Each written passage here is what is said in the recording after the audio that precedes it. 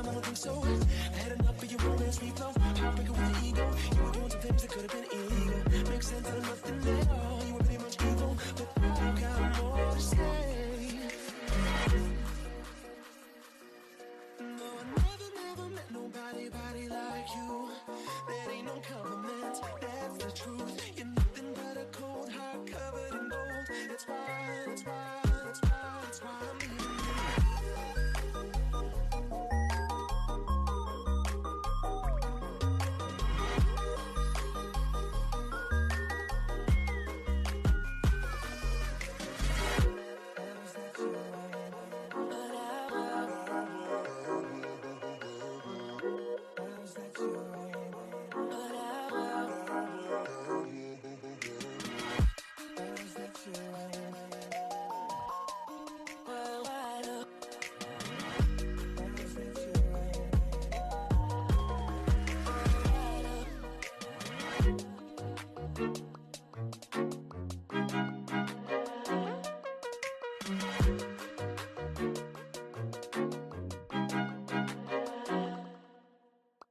Oh, looky here, I am burning again. Thought it was real, but your love, it was only pretend. Oh, looky here, I am walking away.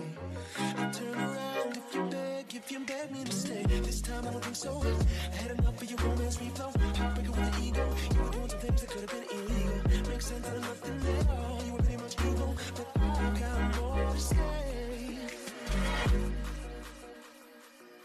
No, I never met nobody like you. That ain't no compliment, that's the truth. You're nothing but a cold heart covered in gold. That's why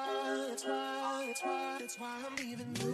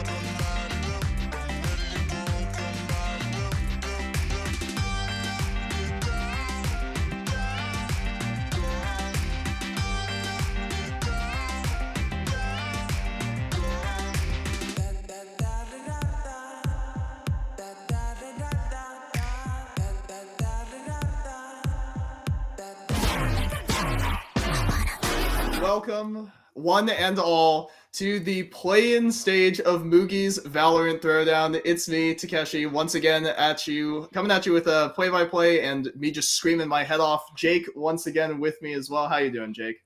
Pretty good. I'm excited to see the 3 maps that our teams have actually picked already. Oh my gosh, dude, getting done with pick ban this fast, it feels like a dream, but no, in fact, this is reality. Yes, we're doing it so well. Production is not going to kill me this time. We are so back. A quick rundown, real quick, of some of the other stuff that we have here. Let's take a look at the standings we have from the group stage, of course, because we're here talking about our play-ins, but let's not discount what's gone on in the regular season. So here you go. In Group A, you got Mog, Bubby, and Donkeys United making it out. And then Group B, you've got Yapping Narwhals still yet to play their play-in game. And SLO, Cal Poly SLO's gold team, they're playing here tonight. You're going to watch them in just a few minutes. Then you've got ABB. Do you remember what team that one is, Jake? I'm sorry, I forgot the tricode. I do not, actually. Alibaba 6-0, one of the teams that are making it through automatically. And then you've got Bay Asians of California, Made in Diamond Bar headlining Group D, and Kyofu also at 5-1. Group E, you have Plushies and Renegades. Renegades about to play in just a couple minutes. And then in Group F, you've got Unk and Unk, the two teams making it out of the top there. One of them going straight into playoffs. The other one having just won a best of 3 yesterday. So if we want to take a look at some of those play-in stage matchups, Jake, you want to talk about that real quick? Give us a recap. The only play-in stage that I've really paid attention to is the Yapping Narwhals one, but it's to be determined. So I have not been able to see the ones that have already taken place. Gotcha. Yeah, well, we have a little bit of information that Uncles and Chad with a bit of an upset win over Kyofu, making their way into the playoffs bracket, and also Made in Diamond Bar being the first team to qualify from play-ins to playoffs. So we have 6 out of our 8 playoffs teams decided. We're about to decide our 7th, and I believe our 8th will be joining us tomorrow. Is that correct, Alex? Let's go. You guys can't hear Alex, but he gave me a thumbs up. It was all good. If we want to take a look at the elimination bracket, obviously all of these graphics coming courtesy of Alex. Thank you guys very much. Thank you very much, Alex, for your production work. Elimination bracket here, you'll see all the playoffs teams, the top 4 out of the top 12, that is, that made it to the postseason play, we'll say. You got Mogbubby and you have Retirement Home already in the upper, well, we'll say the top half of the bracket, and then Alibaba and Plushies in the bottom half, with the play-in teams remaining yet to be seeded, with everyone playing for a shot at LAN finals at California Hall on picnic day in UC Davis. Jake, you got any teams to watch here? You got anyone that you're super psyched to see play in person?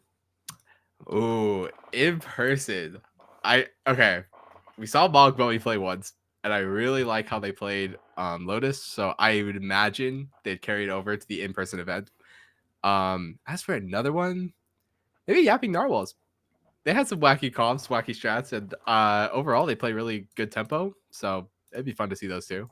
Well, I mean, just looking at the spreadsheet over here, it is no surprise that, Jake, you are picking the 2 highest ranked teams that we have available here. Who could have guessed high-ranked players make for some high-ranked games? And obviously, we've got no slouches here in tonight's matchup as well. Do you want to give us a bit of a rundown on what you expect from these 2 teams? Cal Poly SLO Gold, of course, facing off against Renegades tonight.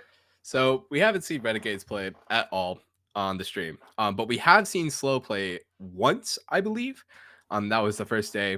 They played pretty standard. It wasn't anything to like scoff at. It was structured. It was your standard, just 2 smokes, I think a sentinel and a duelist and an initiator. So nothing. I would imagine no craziness here. Just gonna be a standard match of Valorant, hopefully. All right, well, sounds good. I cannot wait to have ourselves some standard gameplay, and it looks like we are just about ready to get in the game. We've got all 10 people in the lobby. We have coaches on both sides. We are so back in just just a second. Somebody's grabbing some snacks. You know, it's important to keep your energy levels up. You want to make sure your whole team is doing well. Jake, you know, with the last couple of seconds we have here before I throw us into Agent Select, do you have predictions on who you think's winning this match? I'll take my odds with SLO. No score, no nothing. You're asking me for a score. Yes. I haven't seen Renegades play. Yeah, okay. I'll give it 2-1.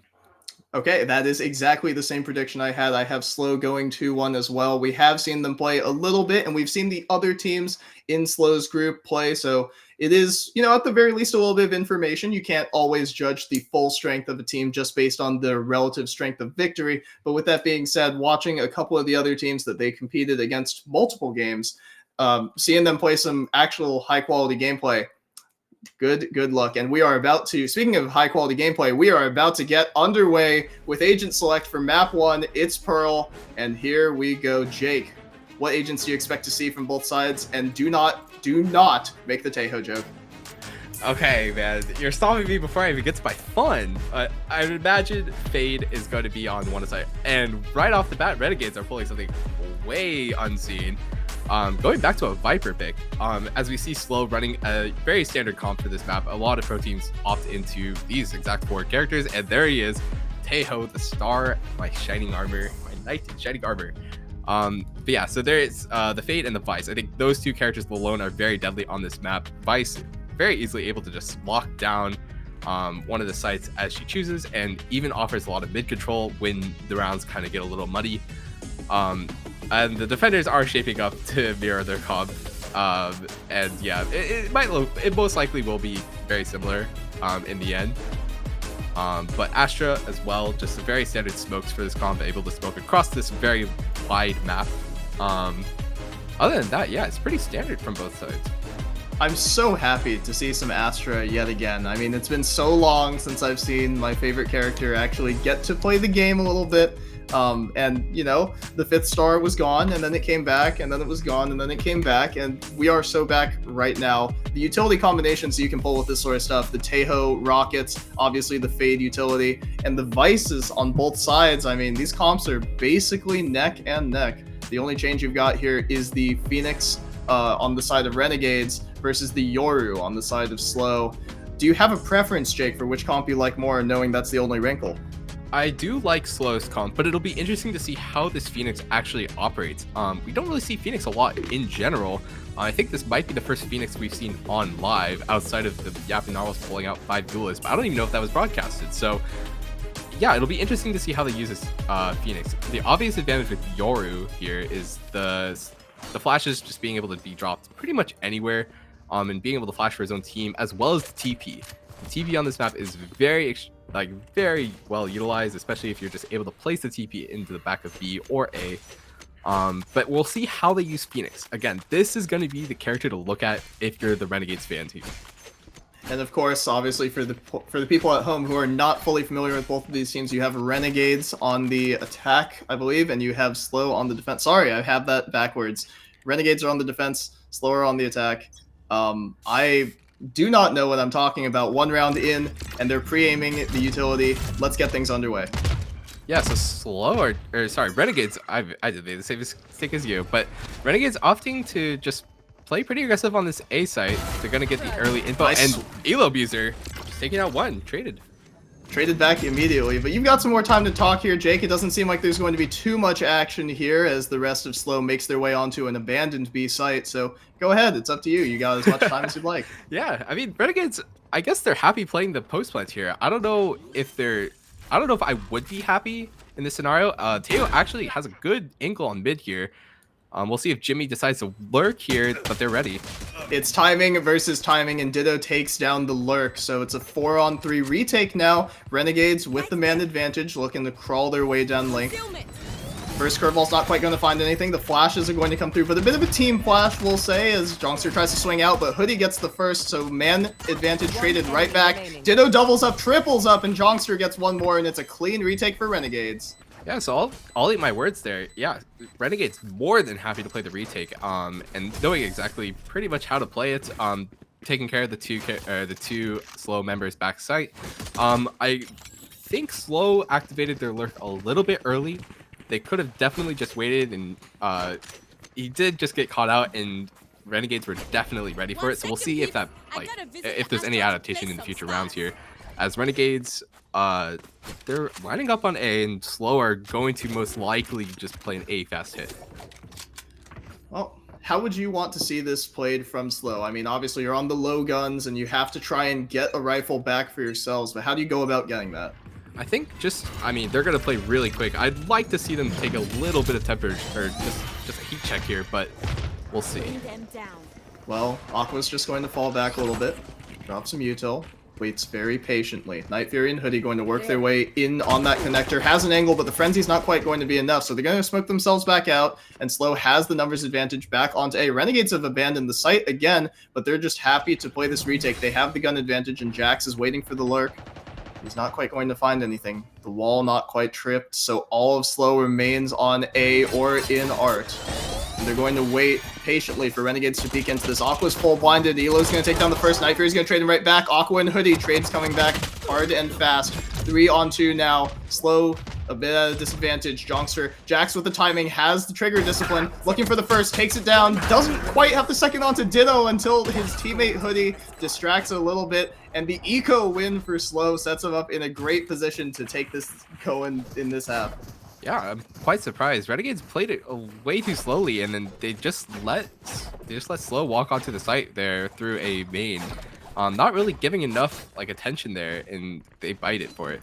I really want to see Renegades just like halt on the brakes there, but going to the A site when they're on gun disadvantage is just the right play. Don't get me wrong. I'm misspeaking there, as Renegades here are going to group on mid, and they're going to make their play of their own, as seeing as they're weaker buy. Well, why don't we just group all 10 players and just fight at the point of attack for both sides? Elo's going to take down Elite first before Hoodie, Night Fury, and Hoodie, and Night Fury, and Night Fury one more time. That's one of the fastest rounds we've ever seen here at the Throwdown. So SLO showing how to take care of an eco round there. Just grouping up, trading everyone out, and sure enough, the death ball rolls again. Great play from them. I really just like the making sure that the eco team doesn't get any cheesy plays on mid. Maybe a bit lucky that all of them were mid, but it works out in the end. And SLO will just opt into another A hit, but Renegades seem to be aware of this. They're going to send their Vice here, and so SLO will have to deal with the Vice utility before they enter this site. A fast A attack here, while SLO does not necessarily know who's manning at each position. If they run up A main right now, as the curveball comes in, the flash is good from Jonkster, and Fancher is going to get a second as well. So now a 3-on-5 situation. SLO will have to slow it down a little bit as the Tejo drone re-explores mid. Jake, you've got some more time. They've got to ice this out.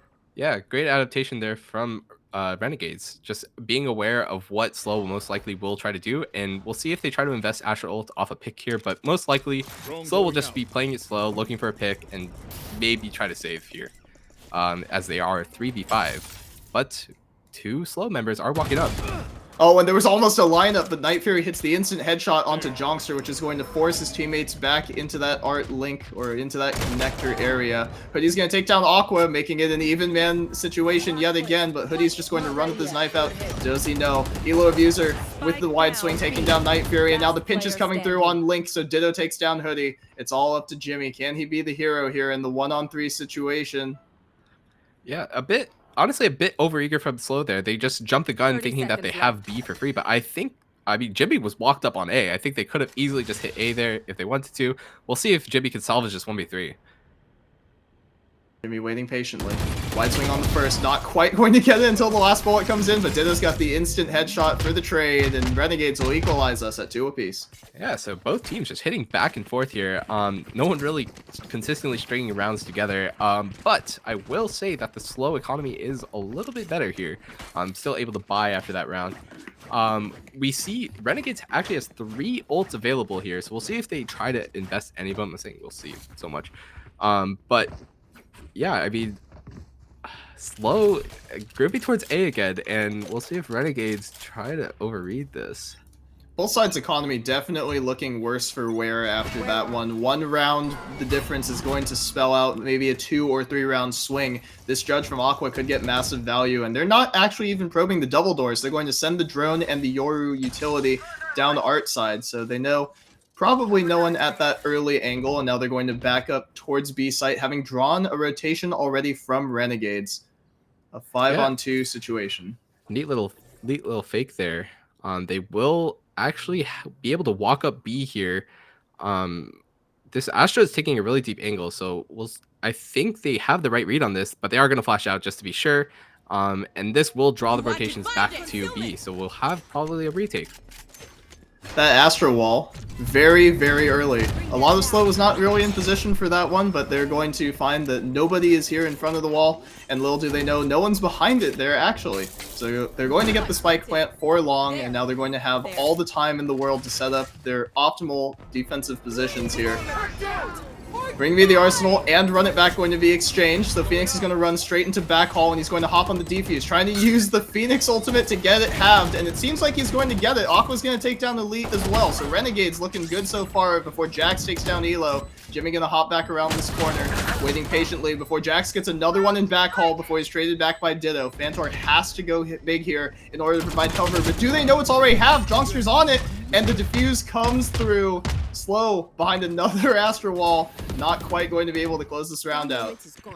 Yeah, SLO is just unaware of the timing there. I'm not sure if there was a communication that could have been halved by the Phoenix ult, but yeah, the most useful Phoenix ult I think I've ever seen from Night Fury, or sorry, Jongster. He didn't really get any kill value, but you don't need to if you get half of it on Ditto there, just using the Astra ult to confirm the defuse. So overall, nice round. Well, I mean, all you need, right? All you need is all you need is one half in this case, and the Phoenix Ultimate getting massive value, but maybe not in a conventional sense. SLO obviously not in position to take advantage of the fact that that utility was used the way it was. They want to take down an obvious clone, and Fantor is getting sprayed through that smoke. Cal Poly SLO has 2 people already low on the side of Renegades without actually knowing it. Jongster's going to have to drop back all of this Fade utility, that Nightmare, that Eye and the Tether backside, not quite going to find him. But all of Renegades are forced off of this site. SLO has so much room to work with, and Jimmy's gonna get this plant down. Jack's flashed off the angle, waiting patiently. This is the most utility ever dumped before nobody dies. Jongster, patient. The rocket's coming through. He's going to be forced out by more utility. Wallbang from Pit is not quite going to find anyone. It's still a 5-on-5. It's still anyone's round. This retake is coming in a little slow. Jax gets the first, traded back by Elo. 4-on-3. Oh, sorry, it's a 4-on-4 still. Tap on the bomb. Does SLO? No. Hoodie and Jimmy sure do. Nice flash by the Yoru. Elite's going to swing out wide. Elo's going to get the first, not quite going to get the second. Hoodie's going to cover for Night Fury, and the tap on the bomb is not enough. SLO brings us to even rounds again. It's 3 apiece. Yeah, so we see SLO going for a plant for Art, and they invested so heavily into taking Art early. Renegades not really giving enough attention there, and a timeout will be called. Most likely by Renegades here. I'm not sure if you want to call timeout on a 3-3 even, but maybe their coach just has a really hard read as to what SLO are trying to do. They have been giving a lot of attention to this A site. So we'll see. Yeah, I think that is most likely going to be the adaptation. They're most likely going to try to play for, try to protect that Art area early. I can't imagine what else they try to do. SLO have not showed any early interest in the B site yet. And I think that's a direction they could go on this timeout, actually, with the Taeho ult being invested, obviously, to take B site. Well, you got to figure with all these timeouts, right? This is TAC FPS 101. I mean, you're calling the TAC on your eco or on your low buy, calling 2 strats here. You're calling the play immediately out of this round, which is probably going to be something fast, and then you're calling this timeout for that second play. So after this round happens, do you think we're going to see more fast-paced gameplay here from Renegades on that low bar? I think you have the right idea here. I don't see why you would call timeout and not make a play. If you're just going to sit back and wait for SLO to walk up when you don't have any ults, maybe you can make a play for the Fade ult, but they're not. It's an early Art take from Renegades, but they have the wrong read. SLO are doing exactly what I said, and they're running B. And they're running out straight into the Vice, right? But the Vice doesn't actually have a lot of utility here to stall. Jax's Tether not quite going to find anything. The Taeho Spider is going to work its way all the way through B, and it is going to find the Vice just chilling at the bottom banana, and the Yoru is going to TP into back hall already. So SLO has a chokehold on this site already, but Renegades, 4 people in link right now, and timing on that Astral, it's brutal, and that's Elite getting on the board with a kill onto Ditto. The man disadvantage retake has to come through from Renegades if they want to convert this round. The Phoenix Wall to get themselves out, but Elite is in great position here, and he will know if anyone walks in a back hall off the back of this one. Jongster has to clear out Heaven, but he's covered by Jax. The pre-fire from Elite's going to draw attention, but there isn't going to be anyone from Renegades who can hit that angle just yet. Tap on the bomb, not quite going to find anything more as Night Fury and friends are just waiting from long. There's nothing else you have to do. Jax and company are going to clean up, and even though he's traded back by Fantor, this round looks almost certain to go to Cal Poly's side. Yeah, I think. Oh well, I mean, right as you say that, they will collect 1 exit kill, so that is a gun. But Elo Abuser will die, so Renegades still have the Taeho ult for next round as well, or as does Cal Poly SLO along with the Yoru ult. But yeah, exactly what we said would happen here. The Renegades call timeout, but SLO read into the timeout, so it's like a readception kind of happening here. And we see Cal Poly SLO lining back up for A as they've just showed early investment into B, so now The Renegades are overthinking this. They're gonna early invest into B, try to stop what could be another hit, and they're just on the wrong site. But we will see SLO take a default here. And what's the more tilting way to die here? If you get nightmared and tethered and then Taeho ulted, or if you get Taeho ulted and body blocked by the Yoru, what's the more tilting way to die?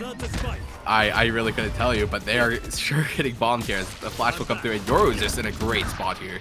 He's going so fast, he's going to blink right back out afterwards as Night Fury takes down his opposite number, Hoodie, working his way slowly, going to try and fake step probably to bait out this wall, but so much information has been gathered here from the Lurker from Cal Poly. All of Renegades have rotated off of this A site. The only utility that can possibly stop them is this wall that does get hopped, and the utility will not even be popped from CT, so this Vice just being stuck off of site, and Elo is going to have to drop back. If you want to retake this, you got to wait for your whole team, but SLO has a free place to plant, and they're going to take advantage of it. Yeah, and Cowboy SLO will have the Armageddon for the post plant here. We'll see if Renegades try to invest any ults of their own. They do have Fade and Taeho here, but it is an uphill battle here. The post plant positions for Cowboy SLO are just superb right now. But it's everyone towards main, right? So you have to figure at some point the information will come through that there's no one art here, and Elo's Elo's going to take down Hoodie off the back of that Fade ult. The Yoru is just stalling as best he can. That ultimate, that Armageddon, is finding nothing in art. Little do they know it's everyone still in main from Cal Poly. The wrap's going to be a little bit too late, but Jimmy's going to drop the Armageddon right back. He's going to swing and get a pair off the back of it before Elite cleans up the rest of the round. A 5th round to Cal Poly. They're looking to take this half. Yeah, I mean, it's a nice try for Renegades, but I don't understand the Armageddon used in art. The bomb was clearly planted for main. I would have loved just seeing it used on main there. But overall, I mean, this is exactly the issue that Renegades are going to run into if they're not willing to play for some early information. The Yoru ult just clearing out B, and Hoodie just taking such a good timing to walk up there. He gets all the information from Cal Poly SLO, and so sure enough, after the Yoru ult kind of comes in and they get a pick, they immediately rotate off of Hoodie's information. And speaking of information, I mean, we just got a 2-for-1 special on that replay there. We got the round 5 replay and the round 6 replay. I mean, pretty sick stuff. Oh, sorry, the round 7 replay there from that one. That was pretty sick stuff there. So Jax and friends are just going to work their way up B. They're going to trigger the Fade, the Vice util early with the Yoru clone. I mean, the classic way to counter it. But little do they know, Renegades have actually been very proactive this round. They've taken the whole rest of the map. Yeah, this is actually looking really good for Renegades if Cowboy SLO is not aware of how fast this rotation could come in. It looks like Elite is prepared, but Fantor wins the duel anyway. The drone is a little bit redundant for the utility, and Jax is going to get a pair before he swings out and cleans up a 3rd. Renegades on this light buy, unable to find anything more. Ditto would have to find something amazing here, and the first shot's going to go a little wide, so Hoodie's going to take him down. A 6th round, all but secured for Cal Poly. Yeah, Cal Poly SLO paying attention to the rotation timer. They did get caught a little bit, but it's not enough. The gun advantage comes through.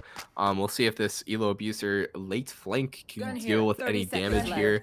But I'd imagine it's not. We'll see if he just opts to take a gun and save. Or he goes for the hero play with a stinger.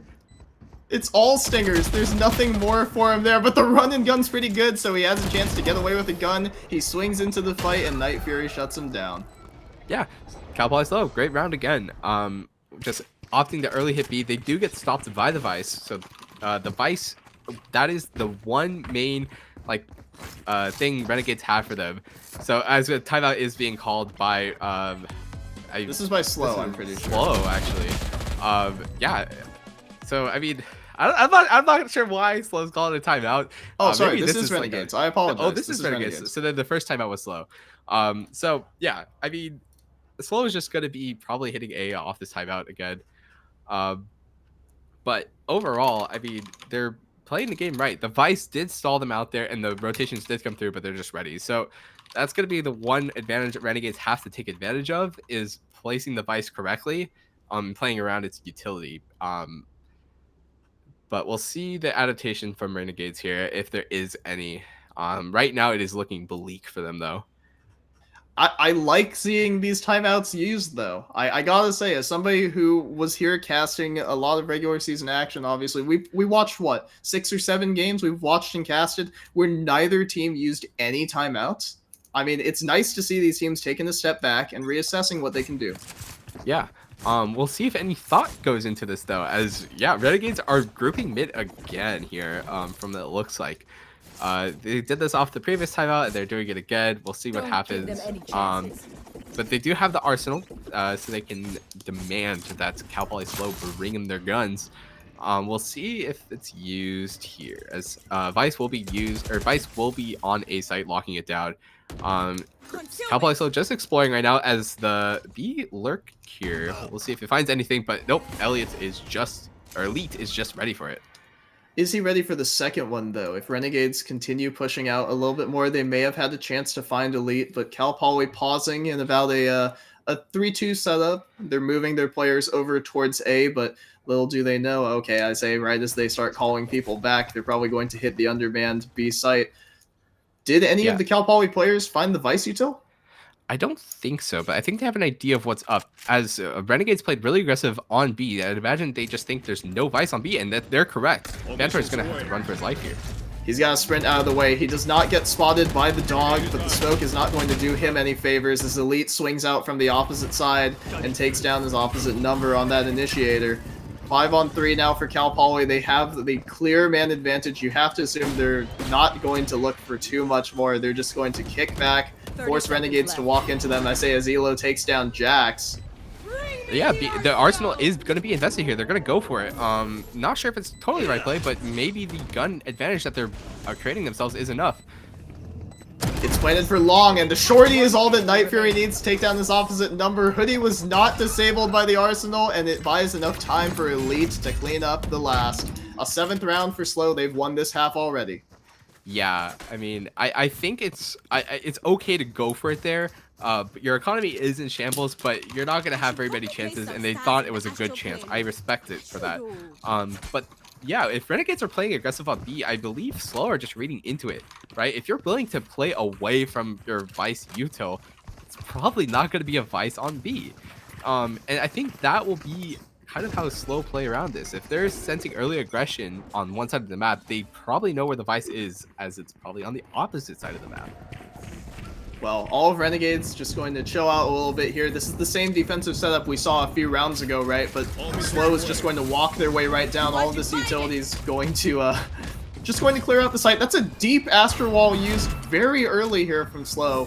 A little bit interesting on the timing as the wall goes down. The Nightmare comes through, and ELO is right next to the smoke. He's going to be run through by Night Fury. A bit of a team flash on both sides as Aqua and Elite are going to trade back kills. So does Phantor. It is a 3-on-3 now, and SLO needs to buy themselves a little bit of time. The smoke is icing them out of the round a little bit. The primaries are jammed on this side. The Arsenal has been brought. The Jonkster running out with the run it back. The Stinger not quite going to find anything, and if there were no smoke there, he would almost certainly have been evaporated. Hoodie's going to take down Phantor anyway through that smoke, I assume.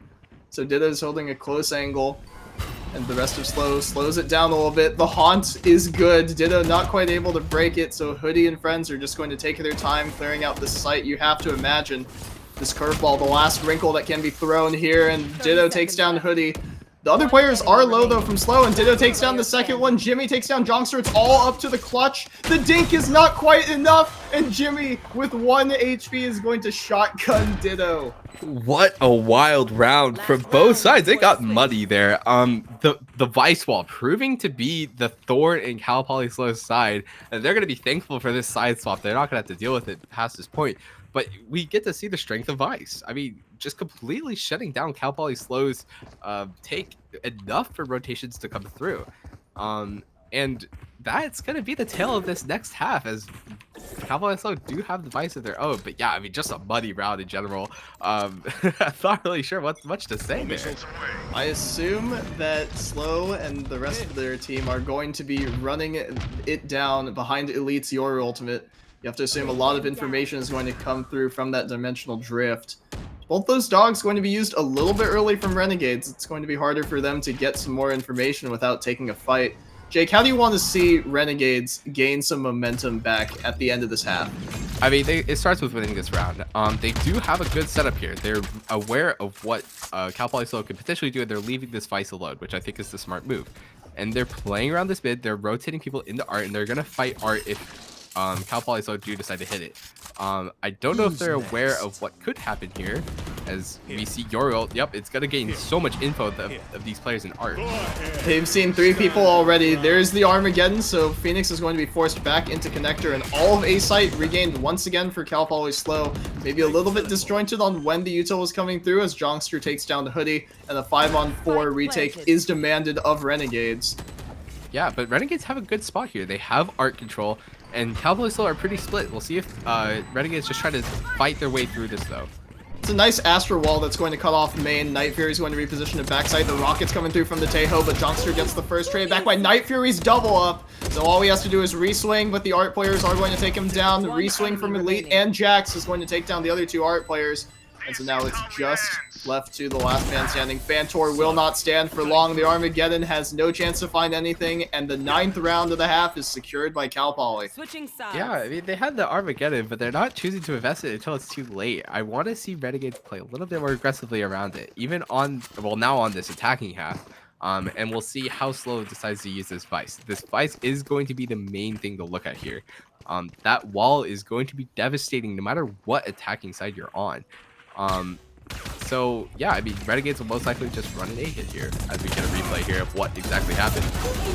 Look at all the utility, but interestingly enough, all the utility is coming through from both sides, but it's just been the gunplay that's been the difference, right? You have to think that the SLO players have been on top so far in these head-to-heads. And this was a tied game, Jake. This was 3-3 at the beginning of the half, and it's snowballed out of control. SLO's up 6 already. Yeah, early Taeho drones being invested, Jongster barely hopping out of the way. And that's most likely how these rounds are going to go. We're going to see early Taeho drones being invested, and Cal Poly SLO will have the option to play off of them. Renegades also have their Taeho rockets, so we're most likely just going to see trades. But if they're on opposite sides of the map, we'll see how they play around them.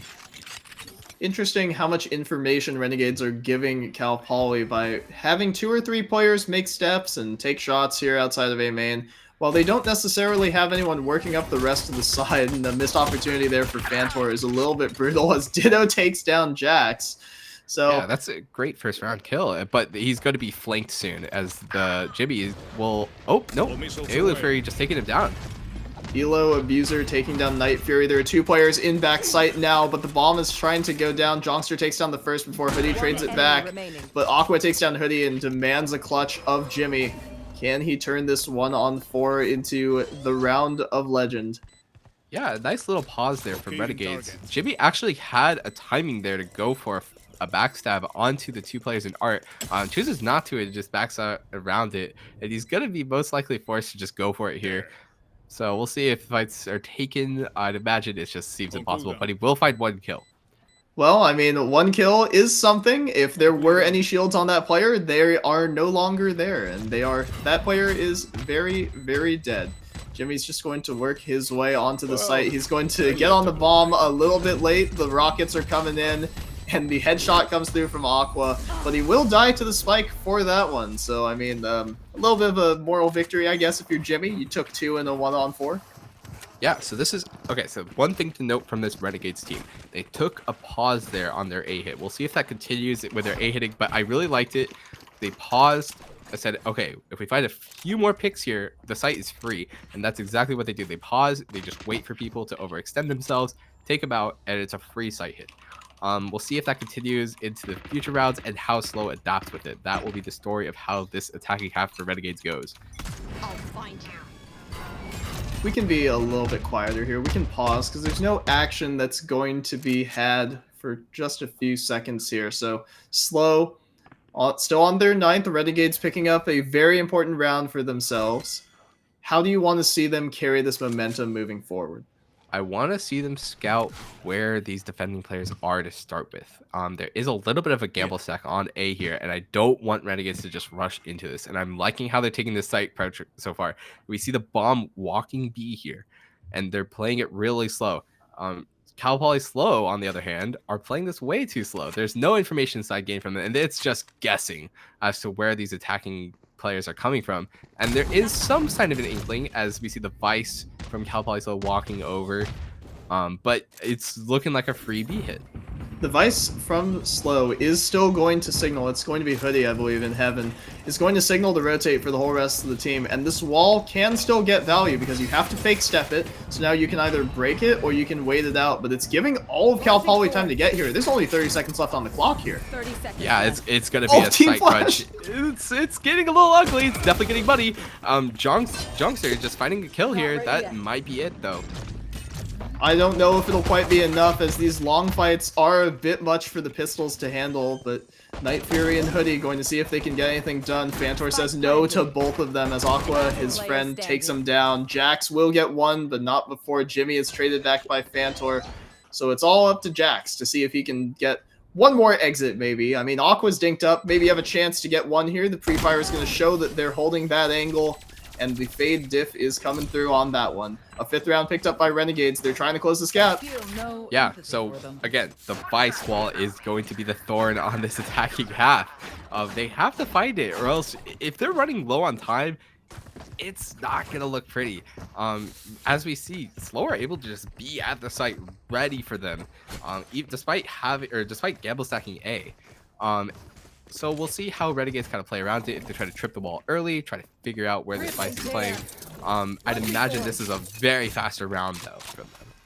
If SLO can't pick up this round with the weapon advantage, you have to feel like things are going to get a little bit more difficult for them, because that's how these fights, that's how these halves usually go, right? The team that wins the pistol is usually going to win the second round, but the team that has the guns, as Jax puts them to use, taking down Fantor, is usually expected to get the third round. And if SLO manages to pick this one up, all is good in their neighborhood for sure. And Hoodie, speaking of hoods, gets the wide swing. Gets the jiggle peek there onto Fantor. It's just going to beckon Elite into the spray down onto those two entering members of Renegades. The spike is down in art already.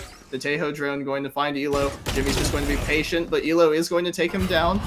Not necessarily in position to do too much more with it, though, as Ditto, just with a ghost, is going to be sprayed through that box. A nice headshot, but it's not quite enough, and SLO is on double digits. Yeah, a great round, keeping 4 guns going into this next round. This is going to be a crucial round for both sides. I'd imagine if you're Cal Poly SLO, you want to wrap this round up very quickly, move on, get to map 2. And if you're RNG, this is your ticket back. You're finally on even guns. Actually, not quite even, as we see Jimmy doesn't have enough to buy. That might be a point of weakness, but we do see Renegades lining up for A, and they're playing it really slow, which sometimes is good. I think in this case, they want to play a little quicker, show that they have some pace, as this will be a very long half for them. You say that Jimmy doesn't quite have enough for a buy per se, but I think the Guardian is more than enough, honestly. And Renegades going to walk their way down, going to meet up with Elite here. He has the teleport ready. He's about to make contact, but does he know how many players are on the other side of him? A back slightly turned. He's going to get the first, but he's not going to blink out in time. Maybe a little bit overplayed there from one of the initiators for Cal Poly. And Renegades looking like they will take more aggressively as soon as this wall goes down. Yeah, but we'll see if they try to trip it. I don't know if it's been tripped yet, but this is the one downside of running Phoenix over the Yoru. The Yoru clone can trip the wall, and Phoenix can't. But I'd imagine it's been tripped, as they're going to back off here. But I think this is a lot of information for SLO. They might make a read here that they're just rotating off, and we'll see if they try to fight for mid control here. We do see the Tejo running over to B to provide support for that. I'd imagine that's the Astra. Ditto. Yep. And yeah, it's okay. So we are just going to rotate. We did leave Elo Abuser behind. We'll see if he tries to cause some chaos here, though. This is Vice on Vice. Left. Lurker versus the lurked action right here. Hoodie with his knife out, but Elo with his as well. They're going to trip that wall finally. If you don't have the clone, you have to bait it out a different way. But it could be bad information, and there are 2 players only here for Cal Poly to defend with. Panther's going to work his way through. Nightmare is going to come through, and the bomb plant is likely to be stuck, but the Tejo Rocket's doing a ton of damage across the map. Jimmy takes down Aqua, as one of his teammates also found one more kill. 4 on 2 now. Jimmy not quite getting it, but Jax has his back. It's all up to Elo, and he does not have it. Night Fury shuts him down. An 11th round to SLO. A nice team ace. That'll feel good for your morale. And it's 11-5 right now, the score. Yeah, I think it just took way too long there. The pause between Elo Abuser tripping the wire and then them finally hitting the B site is just way too long, and we see that the Tejo big booms come through. 6 big boobs for I'm sorry, 6 big boobs though for Jimmy on the Tejo, and we see the punishment of taking this long to get the bomb down. Tejo just so good at denying the post plants, or sorry, the pre plants, if you will.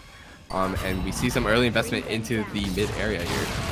I love how our observers are tweaking out along with that fade eye. That was pretty crazy, but Jimmy gets the first to take down Elo. Another man advantage for Cal Poly. This drone is going to find 3 more people walking down. Their information is known. Concussive grenade looking like it's going to come through. Aqua equalizes it by taking down Jax. Jongster and friends, everyone here from Renegades have made it into connector somehow.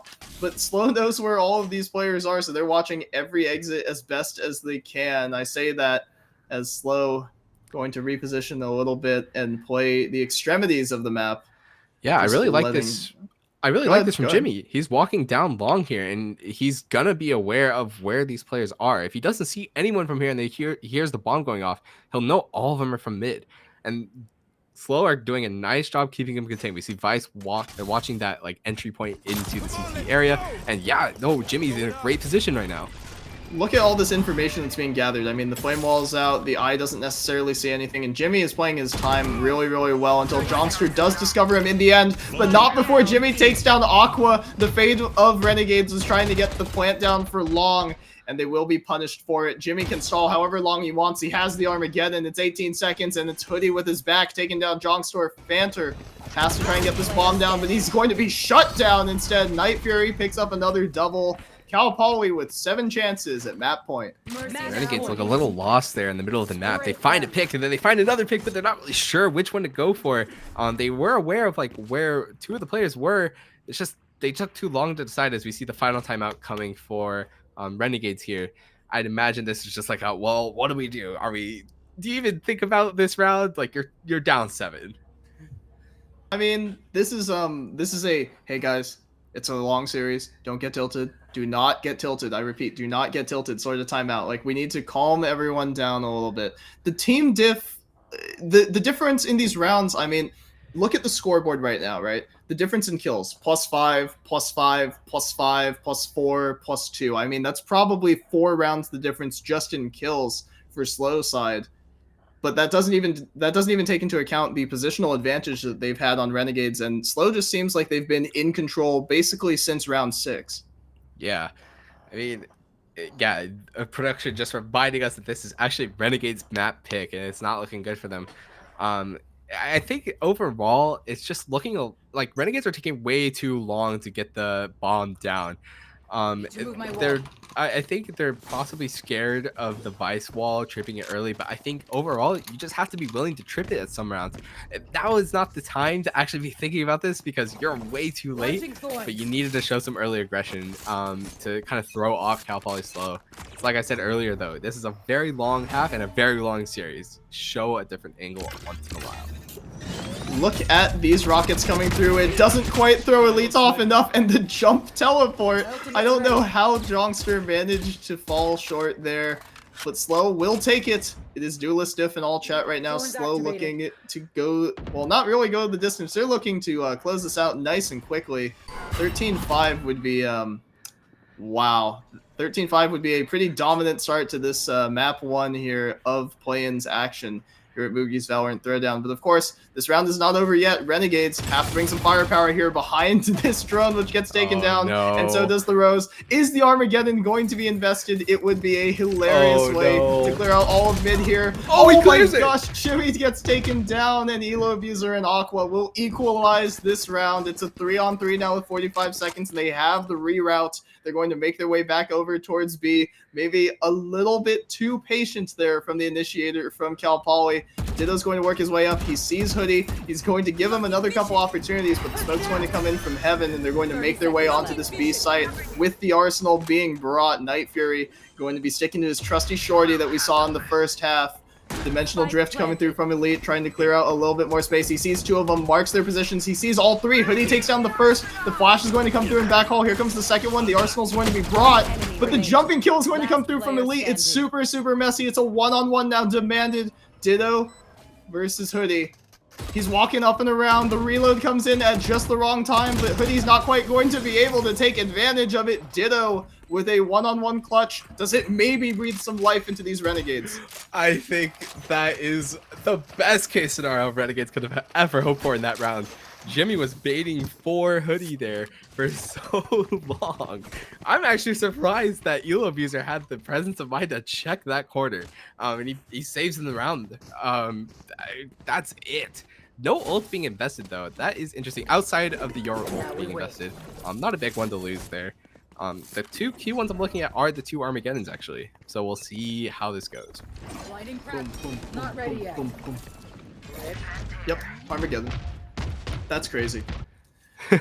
Look at the sound. You hear the sound of those rockets. You hear Renegades looking for a little bit more space here. They're going to break that Tejo drone and position back towards the vulnerable B site. I believe it's where they've had the best success here on this attack half.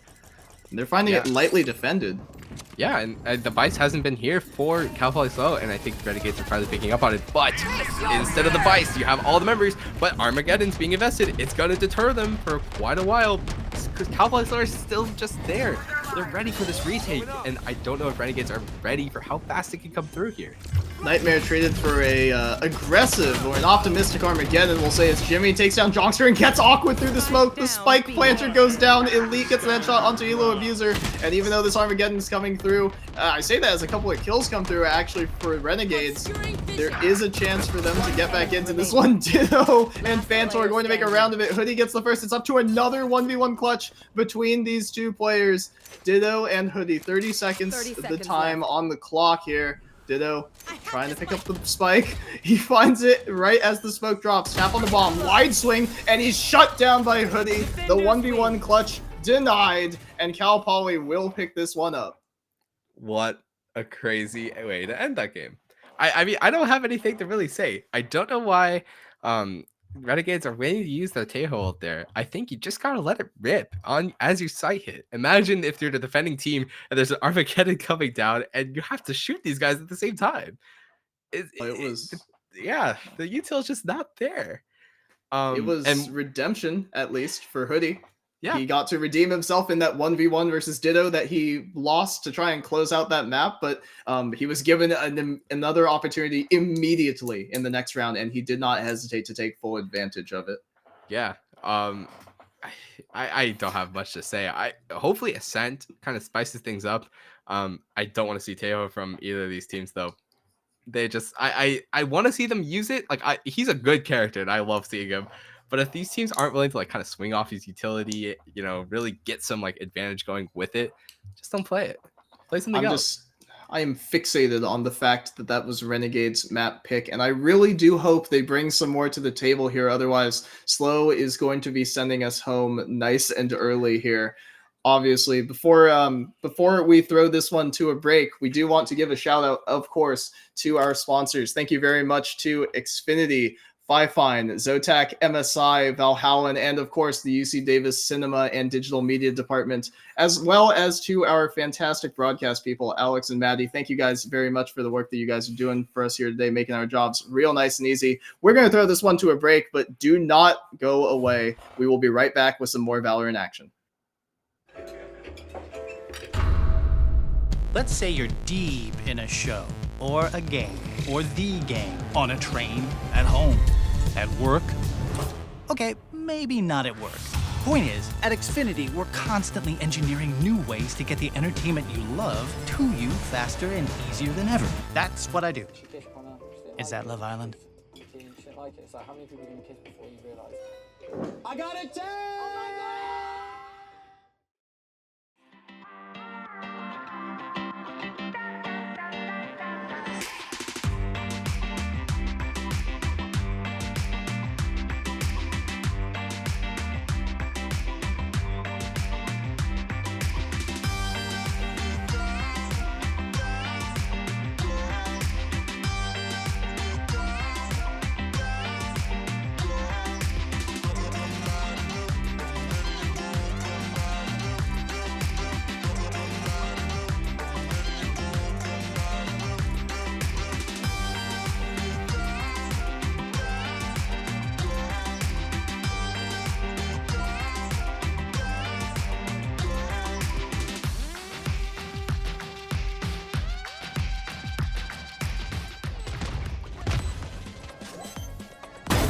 Tips. One enemy remaining. Good. We good.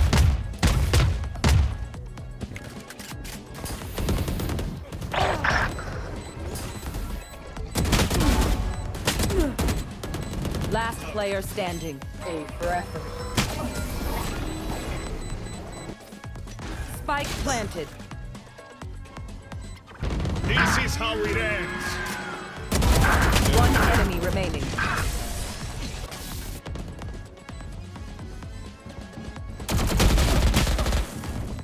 The arsenal!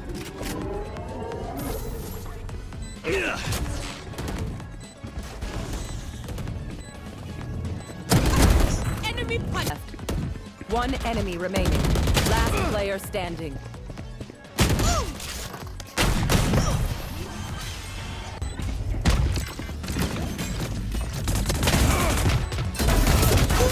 Too easy. One enemy remaining. This is how it ends. Sorry.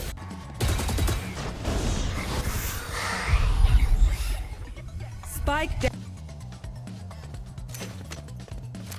30 seconds left. I have the spike. Close.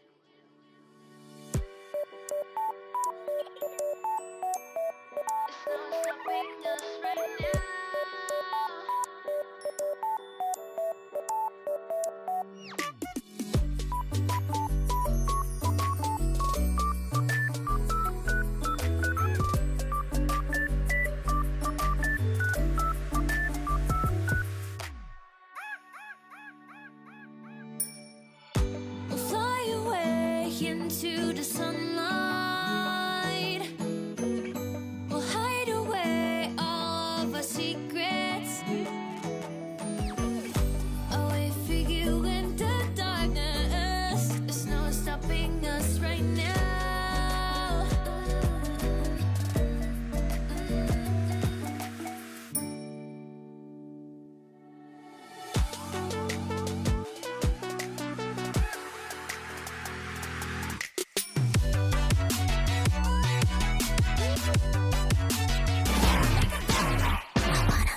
Welcome back, everyone, to map number 2 here between Cal Poly SLO's Gold Team and the Renegades. We just witnessed a rather dominant victory, we'll say, from Cal Poly. 13-6, I believe, was the margin of victory there. Jake, what did you see there? You want to give us like the 30-second breakdown of what happened?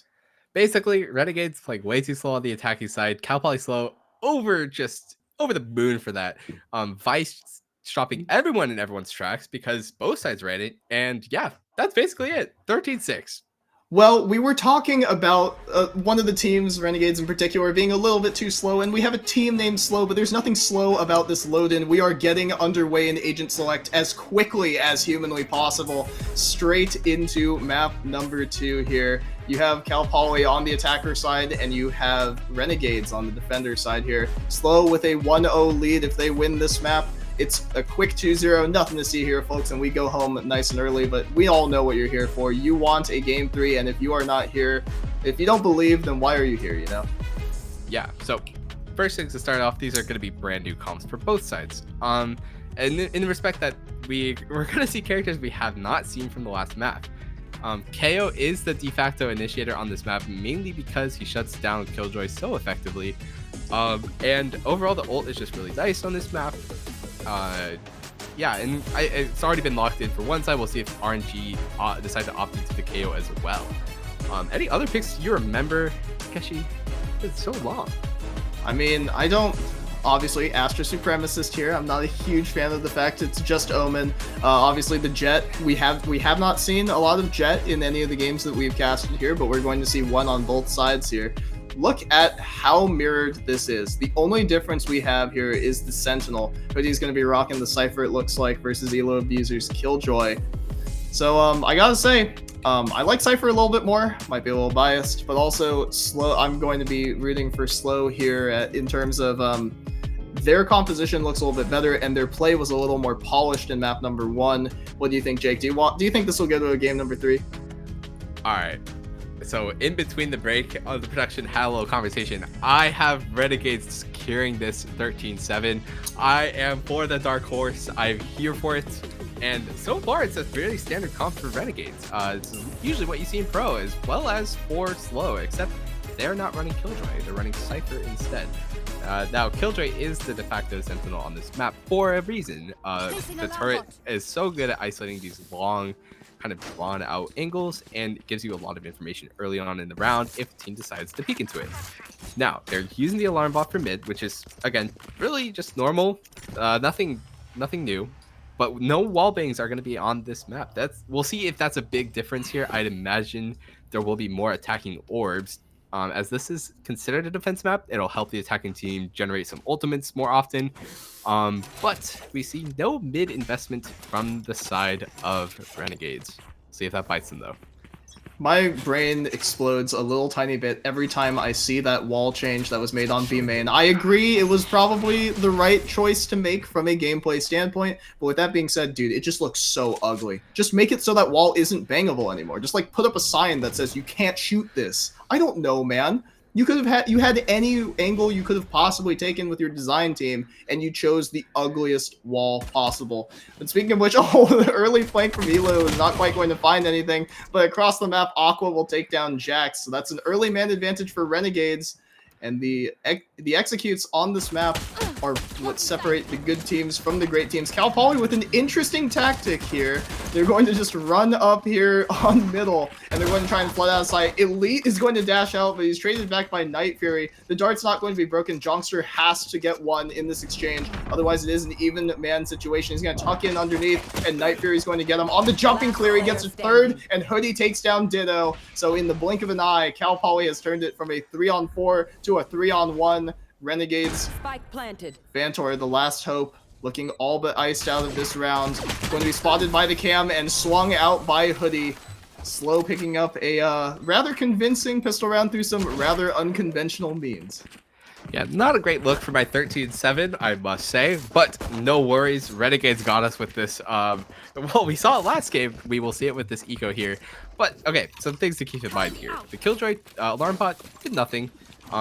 If Cal Poly SLO are willing to just run through it and execute, this is going to be the map they can do it on because this mid fight is so isolated from attackers on, or defenders on A.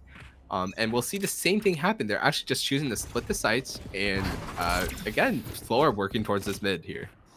A bit of a read there, maybe, or a bit of a team flash, actually, is what it really is. Elite's just going to be running it down, and this 5-on-2 attack's going to come in. They're dashing straight onto the site that has the Killjoy without a care in the world. The Survival Smoke's going to come through, but not before Night Fury gets a double on the lineup, and there is no more damage to be found from Renegades. Cal Poly have iced them out of this round already, about 20 seconds in. Yeah, I mean, this round's pretty much dusted. If you're having to reinvest through this door here, it's grim. And you know what? It's okay. And Nico, you weren't expected to win this round, but it's okay. So yeah, this is gonna be what Renegades have to worry about as we see a fight being taken. Hoodie whiffing. They will be able to walk in here. Well, Fantor gets one, but Jax trades it right back, so it's just going to be econ damage a little bit. Fantor is going to hold for some more exits, going to see if he can make the round expensive, we'll say, and Jimmy and Jax are going to shut it down. So it's pretty clean from Cal Poly. They're going to carry four guns into the next round. Do you think they will convert the bonus of all bonuses, Jake? Okay. The way the rounds have been going, I'd say yes. And I want to see Renegades instead not just drop their alarm bot mid. They have already done it, but you know, it's okay. Put a little bit more investment into mid here. Protect your alarm bot, play around it. Don't just give it up for free. Cal Poly SLO have already showed that they're willing to just run through it, and they have a good read on this round again. Cal Poly SLO are just lining up for A, and we'll see how fast they decide to go here. I love following the knife while it's in flight. That's some pretty sick observing there. Thank you guys very much. We're just going to be holed up outside of A main if you're Cal Poly, and we're just going to wait for Renegades to make a mistake. And, I mean, at the risk of sounding overly critical here, it seems like a pretty effective strategy. SLO has found their way to man advantages round after round. The smokes are going to come in as Awkward catches Jimmy just sprinting out onto site, knife out without a care in the world. The sprays are going to come down as the door gets dropped, and it looks like it's going to be a 5-on-5 retake here in round number 3. Yeah, I mean, Renegade's still kind of muffling about deciding what to do as we see some reinvestment in mid just to be sure, but Ventor finds one. Nice flash, but it's just going to stall the round a little bit more. Jonkster trying to get a little bit of damage with these shocks, not quite going to clean up any more players. Ditto gets one, takes down Night Fury, the camera sees him, but the second comes in, a nice flash. Good conversion on the util from Renegades. Jimmy's gonna double up though, and Hoodie's got one more. So we've got a 2-on-2 in the end. Jimmy still just trying to be a menace under heaven. Can he make this round his? Jimmy gets the third, but Elo Abuser has the trade. Got a couple of kills going his way, and Renegades, they had to win that round. They did pick up that round. Yeah, so a neat little idea from Cal Poly. So they wait for the Omen one way to disappear, and then they literally just pop right through it and hit the site. So, Renegades, I want to see you kind of investigate a little bit, grow a little curious, use your Silva Dart and find out where these attacks are coming from. You can't be the ones to sit back on this map. And I don't know why they didn't peek out garage there or showers there on B. They had, I'd imagine they darted early and they just did nothing off of it, and that will bite them in. He got censored. Yeah. Production got him, baby. Unlucky. All right. With that being said, we're going to move back to our regularly scheduled programming. We are just going to split up the default here, about as you expect from Cal Poly. The thing that I like seeing the most is, or the thing that I think distinguishes the good teams from the great teams here on Ascent, is your ability to abuse your control over mid if you are the attacker side. You have so many sightlines where you can get posted on these angles. You have utility to get your duelists up to these lines. Can you actually find any damage? Can you find an opening pick and put some pressure on this defender side? Yeah, so far I like how SLO is playing this. They're playing it nice and slow. And they're going to find this Killjoy turret, probably take it out. There it is. and they immediately choose to invest into the site. Now, this is kind of a bad read. They do have 3 players here on the side of Renegades that they're going to have to deal with. But that has not stopped SLO in the past, and it's not going to stop him this time. Elite's going to get shot from every which way, but Hoodie has him covered, so he's just going to try an entry onto site. Pistol out, jumping over into the back hall.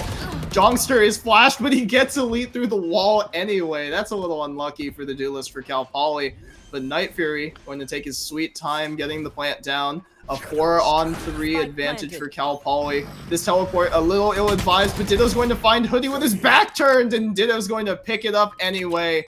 This is a little messy now for Cal Poly. If this flash hits more than one person, and Cal Poly is not in position to defend, this could get ugly real fast. Jax, luckily, is there for Cal Poly. He has been the hero so far. Here comes another knife, shutting down the retake, disabling the Killjoy right now, so Ditto and company can only hold and hope to keep all of Cal Poly on the site. Died to the spike, maybe. Ditto gets the first, looking for the second. The time is running out. You are running low on opportunities, and Night Fury and Jimmy will take them down. A 3rd round for Cal Poly. They're looking good so far. Now, who cares about if you're hitting into a site with 3 people if you're just winning the gunfights? SLO taking a slow approach, but they just choose to pop flash through and go for it. And it is the right decision in this case. Yeah, Renegades need to be on top of this a little bit more. I believe they were kind of aware of where this attack was coming from, just not choosing to do anything off of it. And when you're just sitting back waiting for things to happen, it's not always going to work out in your case. And SLO showing us why you have to be a little bit more proactive here. But you all, at the same time, you don't want to be too active if you are Renegades. Every time you've given over a man advantage, I mean, it's difficult to say every time when you're only 4 rounds in. But both of the rounds that Cal Poly has had man advantage, they have converted it very cleanly. Renegades have to move up as a unit and see if they can gain an advantage. These shocks coming through at an interesting time from the defense, maybe a little bit uncertain of the timings, but Cal Poly just going to kick back and play at default, just going to wait out all of Renegade's utility. Yeah, so, I mean, look how thin Renegades are spread here. We have 1 player on A, which is the Omen, and then we have a Jet who's actually walking into the smoke. He won't find anyone yet, but he might. We'll see if this Omen decides to push it. There is no information on him. He might find a kill here.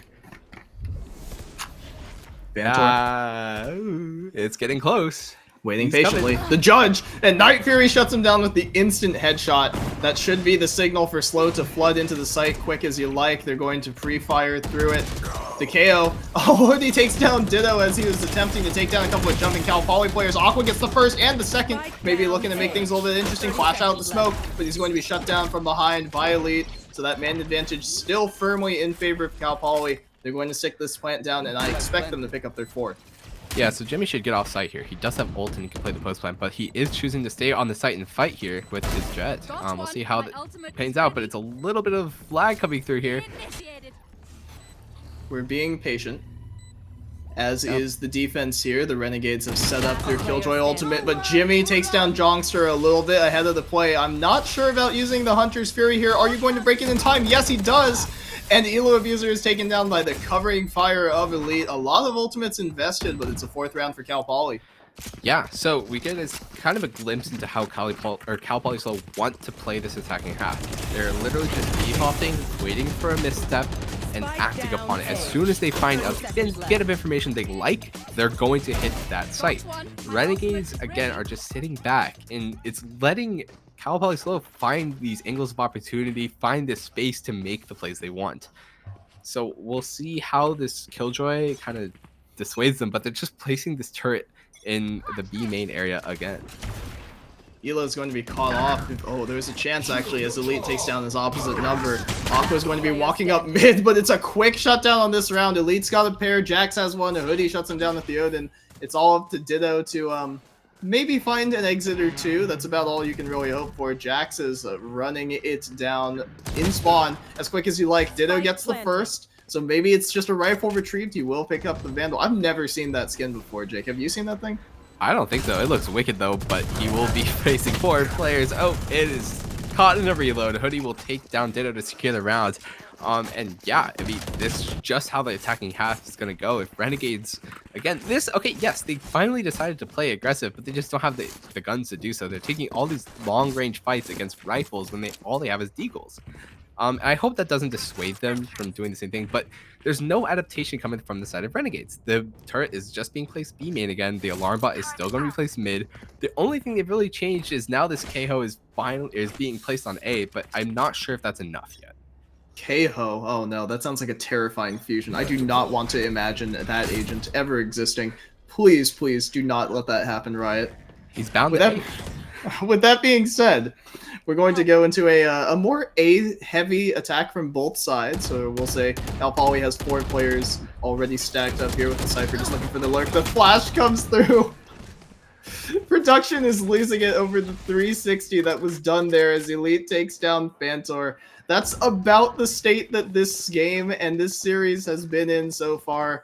SLO with a man advantage looking to pick up their 6th round, and Renegades have rotated everyone over to an A site that is devoid of Cal Poly members. ELO is not going to be able to hear any of this, so as soon as they walk up B main, the jig is up. They have the site all to themselves. They just don't know it yet. Wires are coming through. All of the pre-plant util will happen, and there's not too much the Renegades can do about this one. Look at this flank that's coming through from Cal Poly. Yeah, I'm so glad you pointed that out, as he's going to fight 2 right here, and he takes down 2. Night Fury with 3, and that's as good as you could hope for. I'm losing my mind here, and you can only hope that the Renegades are not losing their mind as well. They walked all the way through. Night Fury picking up a quadra on this flawless round for SLO. I mean, honestly, it's looking a little dire here for that prediction, Jake. Yeah, so Cal Poly SLO find the initial pick and immediately just pump the brakes and immediately hit that B site. They actually leave Night Fury behind to walk up very, very slowly, knowing that as soon as they hit that Killjoy util, they're free. I mean, the Renegades have been literally just reacting off every single noise that appears in their headphones. So, of course, if you're Night Fury, you just get to walk straight behind unsuspecting members of Renegades. It took every fiber of my being to not tell Alex Jarvis clip that. Jax is going to get a pair though, and Ela is going to have to run away quickly. Another 5-on-3 advantage for Cal Poly, walking straight down mid. They have B site once again all to themselves, and there is nothing that Renegades can do about it. Yeah, so the one round they placed their Killjoy utility on A. Cal Poly SLO hear it and hit the brakes again and send it to B. And this is just gonna happen over and over again. Night Fury just taking aggressive. I mean, win your fights, King. Oh my gosh, it's just so difficult for the Renegades. I mean, the sound of resignation that you hear in my voice, a little bit indicative of maybe how this series has been going so far. Night Fury in position to shut these down. The wide swing coming through. Elo does take 2 actually, but I don't know if the econ damage is going to matter too much. SLO is on a hot streak right now. 7 of the last 8 rounds. It's not gonna matter. I mean, there's gonna be a timeout from the side of, I'd imagine, Renegades. Yeah, the economy for Cal Poly SLO is as good as US in World War II. It's looking good, and most of these SLO members are at max creds, so they're not going to have to worry about this for the rest of probably the half. That is an unreal poll. I cannot believe that this is something that we have mentioned here on Moogie's Valorant Throwdown. But I mean, we've got enough time to discuss even the history and the reasoning maybe behind World War II here as we take another 30-second break just to really smooth things out here. Renegades trying to make every adjustment they possibly can. And I mean, I'm just happy that we're here watching a stream and not turning this into a fireside chat. Yeah, this isn't the History Channel. We're not here for that. I want to see Cal Poly SLO just go for blood. I mean, they don't need to respect their opponents here. They've gotten all 7 rounds that I said they would. So why not just get some more, right? Night Fury having a day, 13-2 on the Omen. Who says controllers can't be duelists? Well, I mean, if you've watched any pro Valorant, we'll say, at any point, I mean, it really doesn't matter what agent you're playing. You can be as aggressive as you want to be on any of them. It's just, sometimes it's a little more ill-advised than others. With that being said, Night Fury top of the table for SLO. He's looking in good position to keep it going. It's happening again. They're gonna find an empty site. They're already on. It's just a misread again from Renegades. If you're a SLO fan, it's as good as it gets. You can't complain. Renegades doing their absolute best to prove Jake's prediction wrong. I mean, it is just brutal, the beatdown that Cal Poly is putting on them right now. And it is a 5-on-5 retake, maybe. They do have a man advantage, quote unquote, so there is a a chance for Renegades to make their way back into this round. The Hunter's Fury not really finding anything. Jimmy finds one though. Fantor gets one, and Aqua gets one as well, so it is a 4-on-2 finally. Right as I was complaining about how dominant Cal Poly has been, Renegades are storming their way back into this round, and Fantor picks up a quad kill to give Renegades their second right out of the timeout. Maybe that timeout and the reverse caster curse have changed everything for Renegades. There you go. I will speak no more on the score of this game, as I will be afraid forever if my caster curse comes true. Regardless of the fact that it's a great round for Renegades, that is exactly what you want to see. They played a little bit aggressively, not totally, but the early information was gained and they're able to make the correct moves. We see Fenter get into a flank, he finds a kill, and the flood comes through. And that's what you want to see if you're a Renegades fan. On the side of Cal Poly SLO, not too worried. You still have a bye here. You're just probably going to default again. And that's exactly what we see. They're going to have a bye for the rest of the half with the economy that they have. I mean, they have a very, very passive setup for Cal Poly. I say that, of course, as the Jet is just walking straight down mid. They are being patient and measured with this attack. It's a 3-pronged attack. You have 4 players now moving their way up. Fantor gets the first, avoids the trade actually. Impressive work from the duelist of Renegades, giving them the 3rd man advantage of this game, and of this half, sorry. Let's see if they can actually convert this one. Yeah, so a great first kill from Fenter, and he immediately drops back to cover the potential CT hit here. We do see 2 players worked up into B. The spike is going towards B, and this will be crucial fights coming up here. If the spike goes down again, it's looking really bad for Cal Poly SLO. But it's cat and mouse. Look at the Cal Poly players inching their way towards the A site, but the spike on Hoodie a little bit disjointed. Oh, did Killjoy miss the timing from Renegades? Does SLO know what is waiting for them inside of the smoke? How will Elite play this? He's waiting for the timing, and he's finding a back turn. He did, in fact, find the timing. Aqua gets Night Fury, though, to keep it at an even level. Ditto waiting patiently under heaven as Aqua gets one more from the door, and Ditto swings out to find Jax. It's all up to Cal Poly's Sentinel, and Ditto will take down Hoodie. A 3rd round for Renegades, and as far as streaks go, they're on 2. Yeah, so Renegades have finally figured out how to play these rounds. It's a little bit too late, but they can still bring it back to a 7-5 here. So again, this mid importance, I think I want to see Cal Poly SLO just work through mid again, right? Worked really well, just get rid of the alarm bot early and make Renegades have to guess where you're coming from for the rest of the round, right? And it is important to note, Jake, you said 13-7. 7 rounds is all they're at so far for Cal Poly. So if you're worried about caster cursing them, I'm reverse caster cursing them. So it's all up to the players. They have to do it themselves. Wait, but if you're reverse caster cursing, what does that mean? Is that going to be like it's not going to be 13-7 anymore? Well, I'm just undoing your caster cursing, you know? If I curse on top of your cursing, it cancels it out, you know? I think you caster curse the caster curse, which is caster cursing. Something about that. As Fenter gets picked here. Production's getting mad at us for caster cursing way too much here. And the Sova is just trapped on this site. We'll see if Cal Poly SLO try to work it out, but they're not. They're going to choose to back up and play default again. Actually, no, we actually just see the spike going towards B again. How fast can you take the site? The barrel is sticking out, so Johnster gets a freebie handed to him by Elite. But he has his back turned to the stairs, so Hoodie gets his trade. It's a little messy, but SLO is in great position now. It's a 4-on-3, and they have all of Renegades iced out towards CT. The smoke's in position, and Cal Poly looking all but certain to pick up their 8th here. I don't know if this is going to be a save yet, but I do imagine if you're Renegades, you don't save here. Just take every round that you possibly can. Even if it puts you at like a low buy for the last round, just take the fights, right? You have 2 more rounds left. Give yourself the best chance at winning both, right? And they are going to do it. They are opting to, but they're not aware of this player in B main. Well, it is smoked off, so they don't actually have to worry about it until he pops out after the flash. Jax gets a pair, and Night Fury cleans up Aqua. An 8th round to SLO derails Jake's predictions, but is it enough to close out this half? Only time will tell. Yeah, so production did remind us to not curse on the broadcast. Sorry, folks. It's been a long night. And you know, sometimes a little cursing's okay, right? You've had a long work day. It's all good. We're casters. We're here for a reason. And we do see SLO lining up for B hit. I do like this idea. We do see a replay here of what exactly transpired. Yeah, I mean, it's just that they weren't aware of the teammate player. They didn't respect it, and sure enough, it undoes them.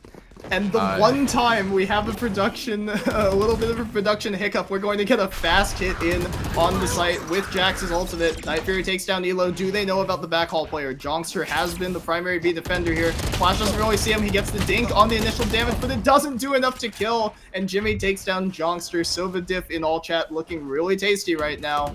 9-3, looking like the scoreline again. Elite with a messy spray takes down Ditto. Hoodie takes down Aqua. It's all up to Fantor, and he's not going to find enough. The knives go a little awry. A 9th round for SLO. Yeah, so we could mention the 9-3 curse. But again, sorry, no cursing on the broadcast.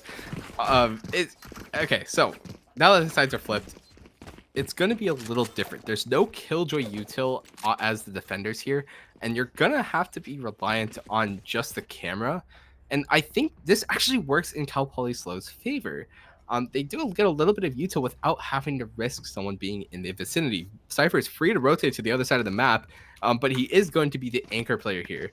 We'll see if Renegades just choose to fast hit into the Cypher potentially, but they should hopefully get some info before they do so. So who's your player to watch here, Jake? If you're Renegades, who do you need to see step up here if they want to take Cal Poly the distance? You need to see your Jet just start nailing some heads here. It's all dependent on these entries. Ascent in general is just dependent on your duelist finding some insane entry and execing onto the site. If he's not finding these, it's looking a little bleak. This 4-man stack from Cal Poly waiting on the other side of the one-way. It was successful when they did it against Renegades, and the flash is good from Cal Poly. They secure the man advantage. That's no smokes already. Ditto is down for Renegades. And as they move up mid, do they know that they're being wrapped from top mid here? The Jet from Cal Poly looking a little early on this peak, and he is going to take down Aqua with a little help from his Omen. Jax is holding this angle as Hoodie waits for the walk-in. And he finds it, and he falls back to sight, being nice and patient, waiting. And the jumping right click is going to find Jongster, and now he's going to fall back against a blinded Elo abuser. He gets one more. Fantor in a 1-on-5 yet again, and Jax shuts him out of the round. The 10th for Cal Poly. They are trying to send us home nice and early. What a flash from the side of Cal Poly SLO to find the opening kill here. I'm not even sure if they were aware they were being flashed there, but Hoodie, what a psycho. I mean, he just finds one there and gets a second off a flash from, I'm assuming, his team.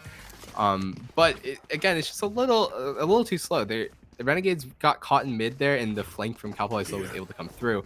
And this will most likely just be what ends up happening in the future. Well, it better have been a flash from the other team, because the Omen that was on his team was taken down about 10 seconds in. But speaking of being taken down, Fantor takes down Jax with the help of his teammates. A lot of damage coming through from the KO, but not enough to actually get the kills. Shock Dart is going to find some nice damage, and there's a nice chunk coming through as Jimmy takes down Aqua with that utility. What is Elo Abuser doing running straight into that smoke? Night Fury takes him down instantly. And now we are in a 4-on-3 situation as Jongster gets the plant down. About as good as you could have asked for, but not great if we're talking about force buys. Fantor takes down the Hoodie before Elite wallbangs him out of the round, and Jimmy cleans up Jongster. An 11th round for SLO, and that was the force coming through from Renegades, I'm pretty sure. It was indeed, and Renegades had a great opening play there. They find the opening pick, but they pause and they decided to re-hit, and that's just too much time given to Cal Poly SLO for rotations to come through. You even see the Cypher there ahead of the play, and I think if you're Renegades, you need to take a breather there. You need to realize you've won and just re-hit. Let the defenders have to guess where you are again, and just either re-hit the site, invest some utility to find out where someone is, or just altogether rotate. They choose to do neither and exec into 4 players, and when you're a gun disadvantage, it's obviously not going to work. As we see another force spike coming through. This doesn't look great. They're just going to probably exec into 3 players.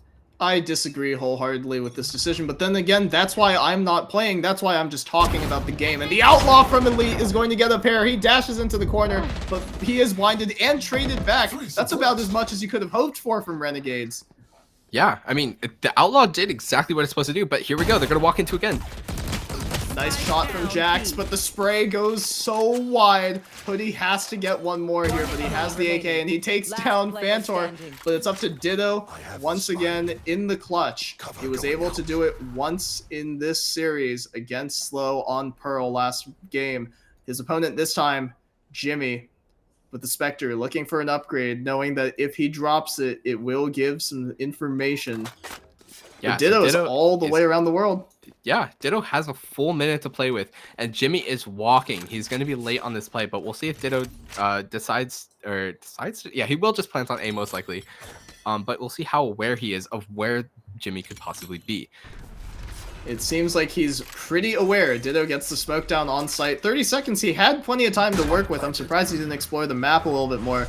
Ditto's going to teleport back out towards main. He's going to play the wine position. That's about as safe and traditional as it gets. Jimmy seems pretty keyed in on this one. He's going to clear pretty wide.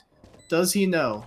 Will there be a timing? He has the dart, but it doesn't. Oh, it does actually force out Ditto to make a noise, a sound cue, and Jimmy takes down Ditto about as clean as you could have hoped for. Cal Poly with 9 opportunities. They're outdoing themselves. 9 chances at series point. I believe production was reading some comments there from SLO fans saying it was win me. Sure enough, he wins them the round. It's a great, I don't know if you want to call that clutch, but a great 1v1 at the most. And we get to see the beautiful Outlaw shot there. It is brutal that after, off the back of those 2 kills, he wasn't able to actually get himself to safety, but that's what happens when you dash into the corner. Jongster, unfortunately, we are on Pie Watch right now. I really do hope that he is able to escape the dreaded curse, because if you lose 13-3, you get knocked out and you pied in your elimination game. That is brutality right there. That's just that's something that has to be discussed. Let the guy pie in peace. But here we go. We just see them working A here. It's not totally invested. The spike is A, but big miss by Elite, and he hits the no scope onto Phantor. Unreal scenes making his way. Oh my gosh, it's unbelievable. He's able to make his way out of that one, but it is a little bit of luck. He's gonna hop over the smoke, and Night Fury has him covered. Jongster unfortunately does go down. And Ditto and company on Renegades as he gets blinded. They need to claw their way back in this round in order to not be eliminated right here, right now. 3 shots is all it will take to send Cal Poly on to the playoffs. Night Fury takes down the first, but Elo takes down Jimmy. 2-on-3 situation. Jake, if you're Renegades, how do you address this? Elo's 1 hit already.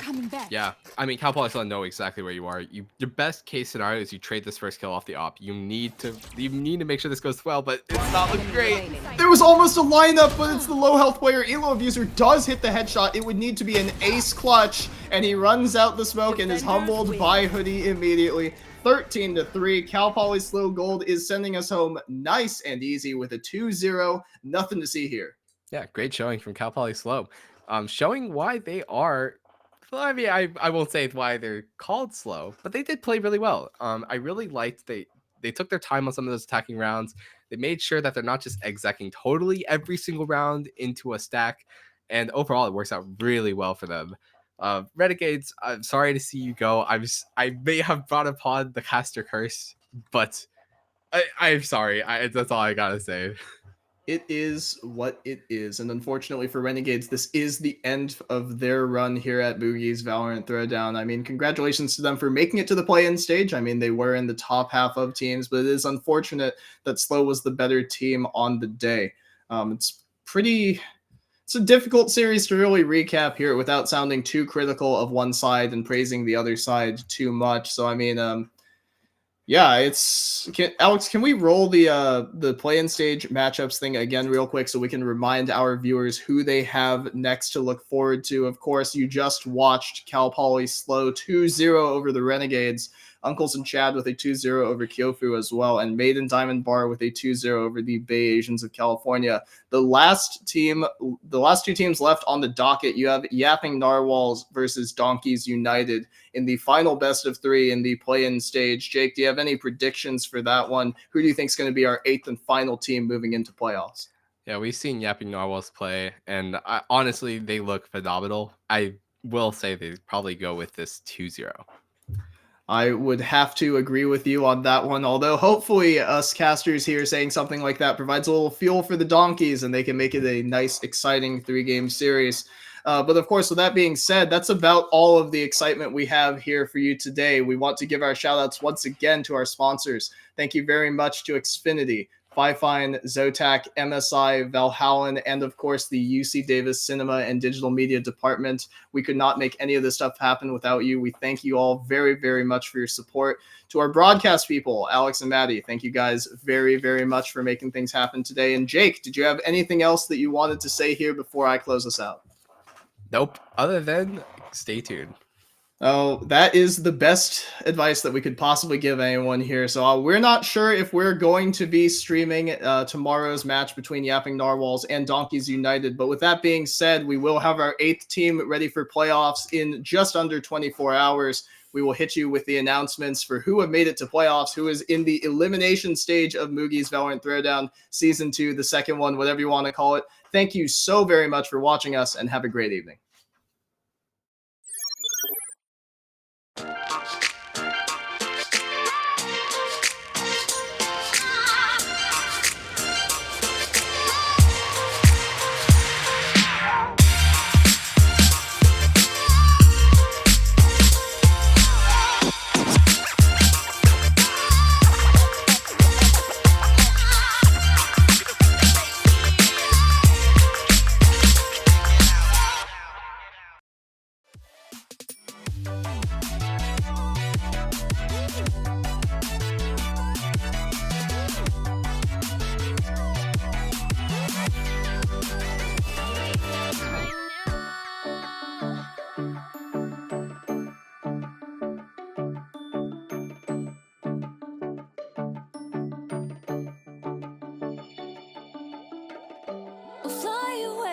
Into the sunlight, we'll hide away all of our secrets,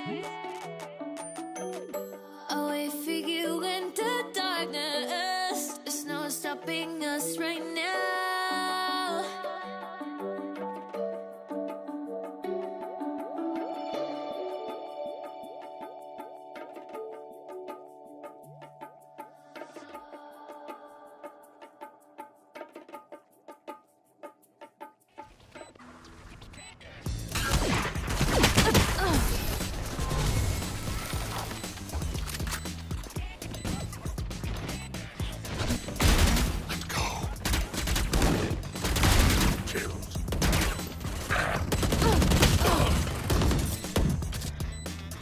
One enemy remaining.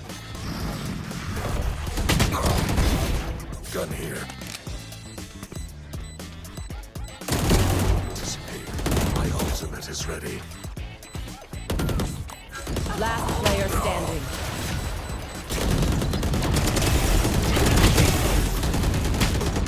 Spike down A. 30 seconds left. Got one. My ultimate is ready.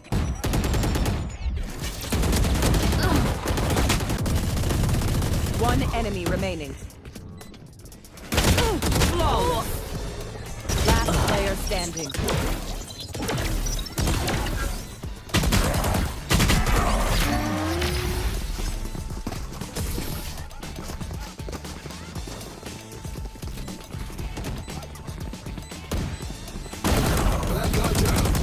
One enemy remaining.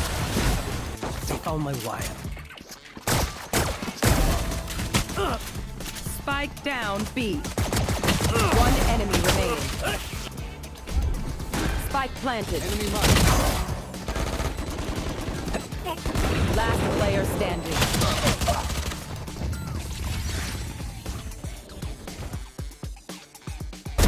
Night night.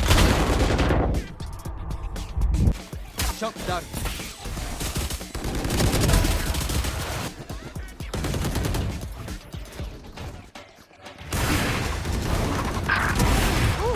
What's this? My ult's ready.